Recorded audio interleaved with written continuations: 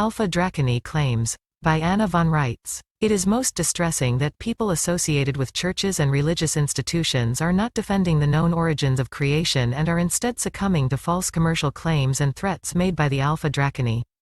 This group is owed no credibility and has no actual power on this planet, but we must have the good sense to know our planetary history and rebuff these false claims with fortitude. The Dogon people of Mali have held the history intact for thousands of years, and the actual information is also available in Northern India and Tibet concerning the Aryan colonization that took place in North Africa and India many millions years after the creation of the earth. The actual work of creation was done by the seraphim under the direction of the only Creator's voice, and nobody and nothing else at all.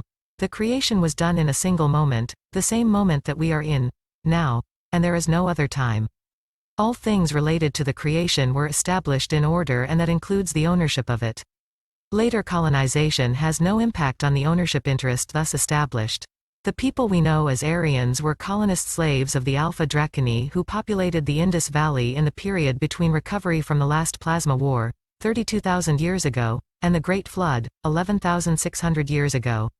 The existence of a colony built by slaves is nothing new and gives no right of ownership over the planet. The Creator owns the creation, not those who fund slaves and indentured servants to go build a colony in the Indus Valley. The Dwarka civilization, which preceded the Indus Valley civilization, has been recently rediscovered in the same basic location, and that, too, was a colony, simply an older colony established by a different group.